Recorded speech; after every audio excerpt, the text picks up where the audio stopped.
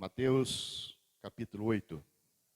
Então, após o Sermão da Montanha, Jesus, ele começa a descer para Cafarnaum. E Cafarnaum é uma cidade às margens do Mar da Galileia. O Mar da Galileia, na verdade, não é um mar, é um lago sustentado, alimentado pelo Rio Jordão. É água doce. Esse lago, ele é grande. A largura dele dá 11 quilômetros de largura. O comprimento, mais de 20. E Jesus, descendo para Cafarnaum, ele já cura um leproso no caminho. E logo em seguida, ele chegando em Cafarnaum, ele cura o servo de um centurião. Entrando em Cafarnaum, na casa da sogra de Pedro, ele cura a sogra de Pedro de uma grande febre que ela tinha.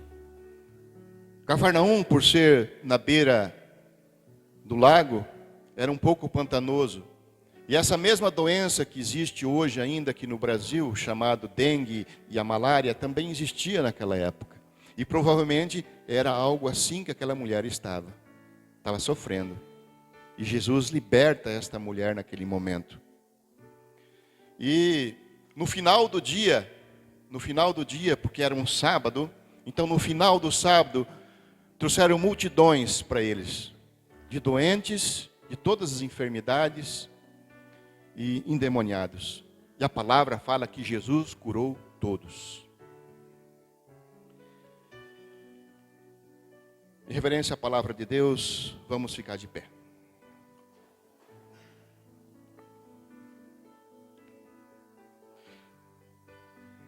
Mateus 8, 18 ao 23. Vendo Jesus, muita gente ao seu redor, ordenou que passassem para outra margem. Então, aproximando-se dele, um escriba disse-lhe: Mestre, seguirei-te para onde quer que fores.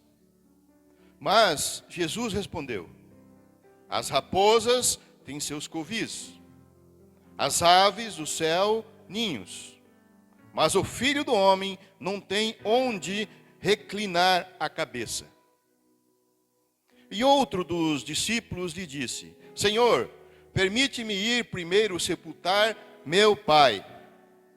Replicou-se, porém, Jesus: Segue-me e deixe os mortos sepultar os seus próprios mortos.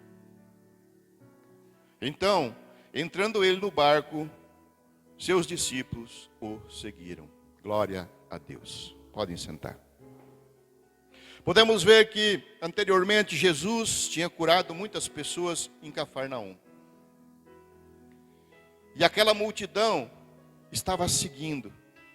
Uma grande multidão se reunia atrás de Jesus, atrás desses milagres, atrás dessas curas e de tudo que Jesus fazia. E Jesus estava suprindo essa necessidade desse povo.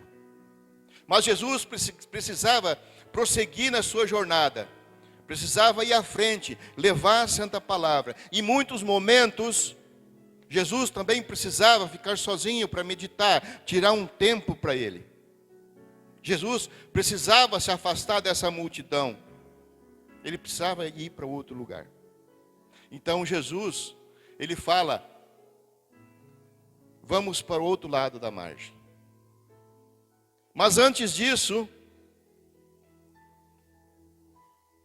no versículo 18, 19 e 21, nós podemos ver que Jesus, no meio daquela multidão, dois dos seguidores no meio da multidão vêm até ele.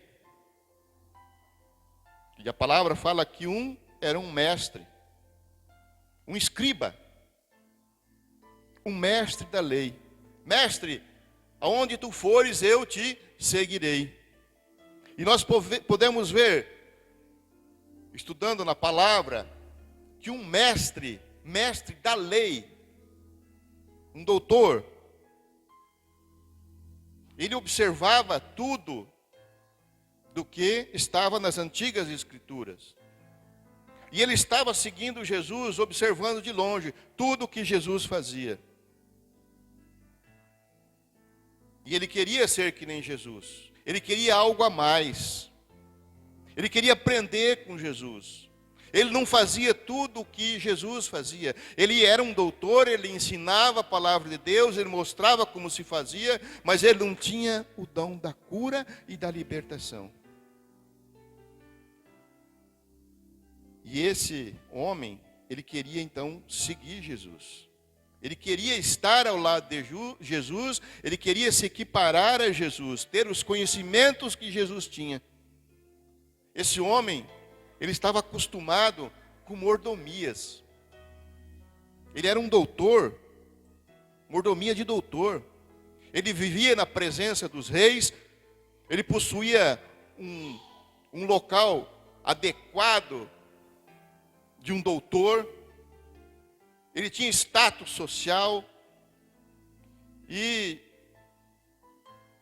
Jesus queria seguidores, sim, mas seguidores verdadeiros, seguidores que entendessem o que eles poderiam passar, o sofrimento que eles poderiam passar no caminho, de dormir em qualquer lugar, de qualquer maneira. Jesus falava: pegue sua cruz e anda. E para ser um discípulo de Jesus, assim é necessário deixar tudo para trás, deixar o conforto, o bem-estar e até a própria segurança. Eu pouco tenho falado, mas quando nós estávamos no Pernambuco, eu e a pastora Lucimar, nós evangelizávamos nas ruas. E lá nós não tínhamos um carro de som. Lá nós tínhamos um megafone. E assim, nós saímos para evangelizar. Casa número 320, uma mensagem de Jesus para você na caixa do correio. Entregando panfleto. Rua a rua. E aquilo dava vontade cada vez mais. Mas com muito perigo. Tinha uma rua chamada Rua da Foice. Era uma rua que você andava mais ou menos, seria assim, uns 500 metros para dentro.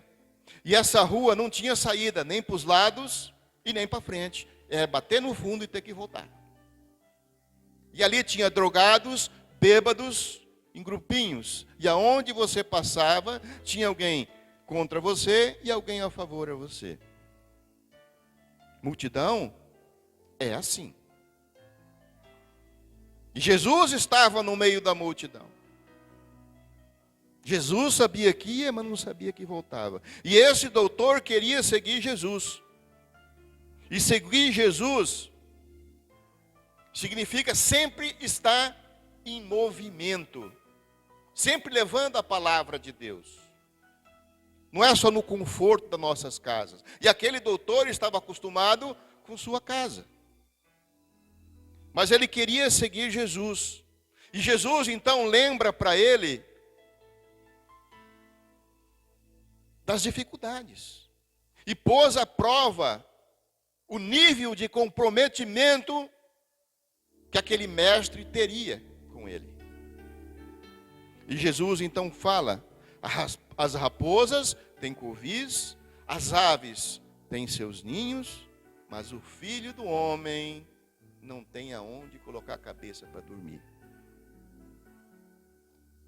Em outras palavras, pense em quanto isso vai custar para você, nessa decisão que você está tomando em me seguir. É isso que nós temos que pensar. A decisão de seguir Jesus. Você tomou já a decisão de seguir Jesus. Mas você tem que andar com Jesus. Não ficar só no conforto. E será que Jesus falou para ele: será que tu quer me seguir realmente? Será que realmente tu quer me seguir, doutor? E será que nós também, nós estamos dispostos? Será que nós tínhamos coragem de largar tudo que temos, tudo que somos, para seguir um homem que não se conhecia muito bem, sabia que ele é um mestre, sabia que você era o prometido, mas seguia até nas condições de perder a própria vida. É difícil. Jesus não estava colocando proposta atraente para ninguém daquele povão. Para ninguém. O convite de Jesus não estava sendo algo maravilhoso, algo bom. Não tinha um argumento maravilhoso para atrair. Que nem os pastores têm hoje, alguns pastores. Jesus não tinha uma propaganda, que muitas vezes distorcida, enganosa. Jesus não disse, vem para cá, que vou te tornar um empresário. Venha para cá, Deus está sonhando contigo. Vem para cá, que vou te curar. Você terá fartura. Não, Jesus não estava. Jesus sim, Ele nos cura, nos liberta, dá poder, faz nós sonharmos novamente a nossa vida, mas Ele não promete. Jesus não fazia esta propaganda, como muitos fazem hoje, propagandas que atraem. E Ele falou, as raposas têm seus covis, os passarinhos têm seus ninhos, mas meu filho, eu não tenho nada. Para seguir Jesus, tem que ser menos que uma raposa, tem que ser menos que um passarinho. E a propaganda de Jesus, nós podemos ver que então, era uma propaganda péssima, era ruim. Principalmente para aquele povo que estava cansado de ser perseguido pelos romanos. Eles esperavam um libertador, o libertador que Deus tinha prometido em todo o Antigo Testamento. Eles esperavam um libertador. E Jesus chega, o libertador chega dizendo, bem-aventurados os humildes, bem-aventurados os mansos. Se baterem numa face, dê a outra. Que proposta é essa para aquele povo que estava sofrendo? Negue-se a si mesmo. Pegue sua cruz e anda. O povo estava revoltado, o povo queria guerra com Roma. E vem o libertador, tome sua cruz e anda. Que proposta é essa? Mas aquele povo estava enganado do tipo de libertação que eles teriam. Como muita gente ainda é enganado hoje ainda, do tipo de libertação que vão e entram em igrejas esperando maravilhas que não vão existir. Nós estamos aqui para ser curados, para ser libertos, para sermos felizes, sim. Mas temos nossas dificuldades do dia a dia. Jesus vem para libertar, nos libertar do pecado, nos devolver aquela esperança de um dia estarmos novamente com Deus. Glória a Deus. E ali nós podemos ver que não se entra no grupo dos libertos, no grupo de Jesus, quando se achamos doutores. Não. Não se entra desta maneira. Jesus, quando ele foi numa festa, a festa da Páscoa em Jerusalém, uma grande multidão estava seguindo ele. E aquela multidão gritava, Hosana nas alturas, Hosana, bendito o rei dos judeus. bendito o rei de Israel. E no outro dia, eles gritavam, crucifica-o, crucifica-o. Essa é a multidão. Não temos que esperar muito da multidão. Jesus, apesar disso, quando Jesus aqui, ele se afasta da multidão, ele não está desprezando a multidão. Não, Jesus está querendo apenas um tempo. Ele gostava da multidão. Ser líder e não agir como um líder, pode-se cair em ciladas. Pode-se cair em louvores. Jesus precisava ali tirar um tempo para si. Era muita cura, era muita libertação. Agora até mestres queriam o seguir. Mas nós vimos na palavra que aparece um escriba falando, Jesus, onde tu fores, eu te seguirei. Jesus sabia que aquele mestre da lei queria apenas crescer o seu doutorado, o seu currículo, às suas custas. Jesus percebe isso. Ele percebe que aquele escriba era uma raposa.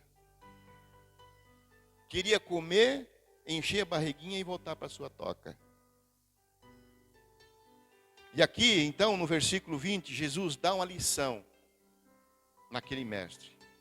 As raposas têm seus covis, os passarinhos têm seus ninhos, mas o filho do homem não tem onde reclinar a cabeça.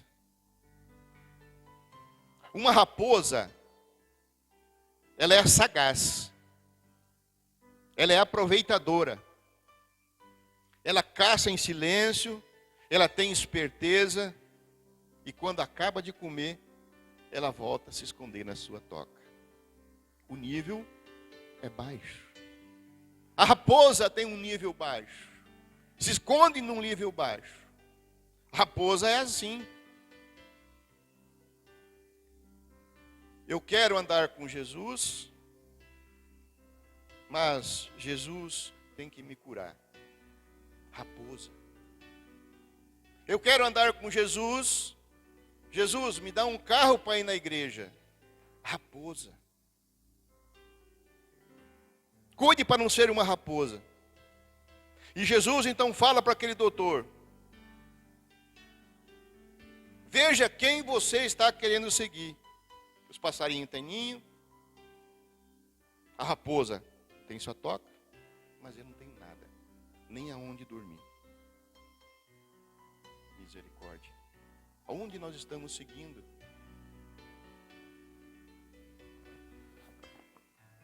Jesus, ele não quer pessoas de qualquer jeito seguindo ele.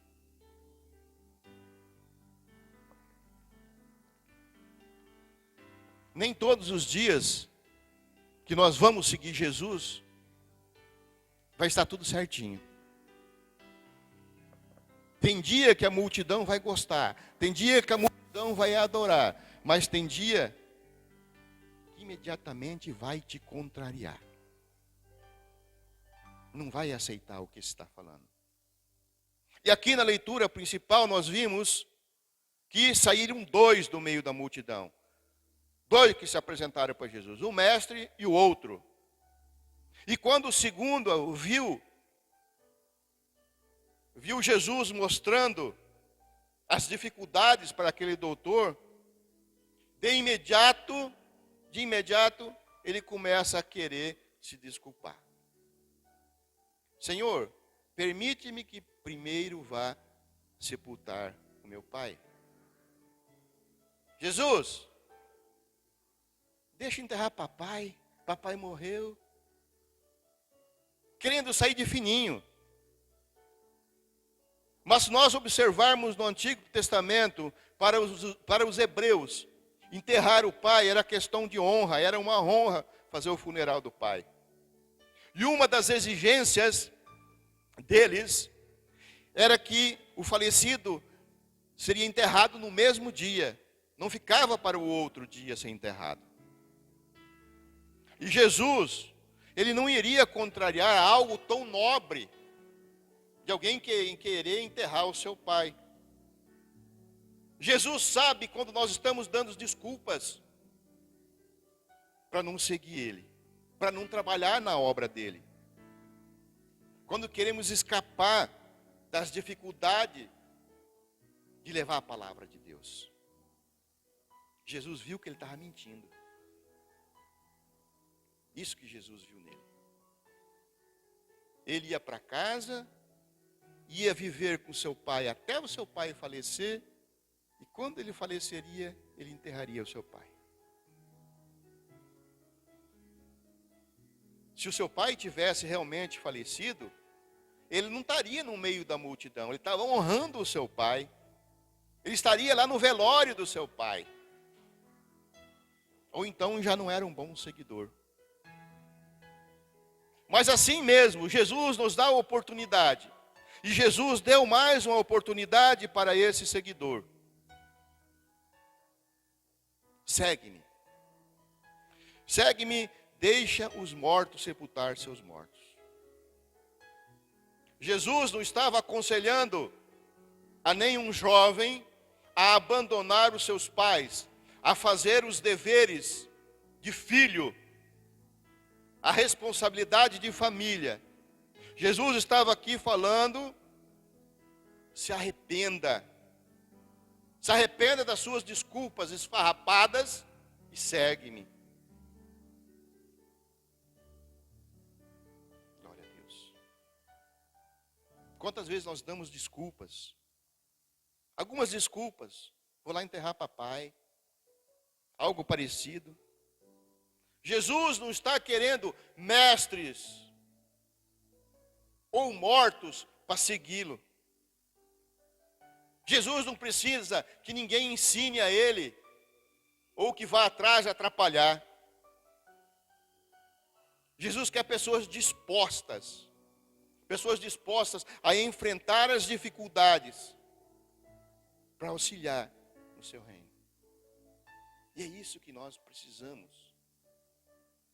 Nós precisamos, para o dia de hoje, levar a Santa Palavra, estarmos dispostos, verdadeiramente dispostos. O tempo está se encerrando. Então, para hoje, meus irmãos, quero deixar esta palavra, alguns pontos de reflexão para esta semana.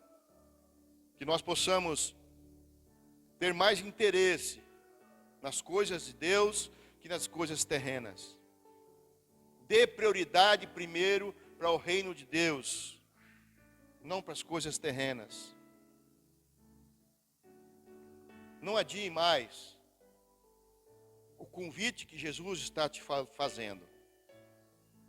Saiba que Jesus anda num caminho difícil. Que nós devemos andar também nesse caminho difícil junto com Ele, para a glória do Senhor. Amém? Glória a Deus. Vamos ficar de pé?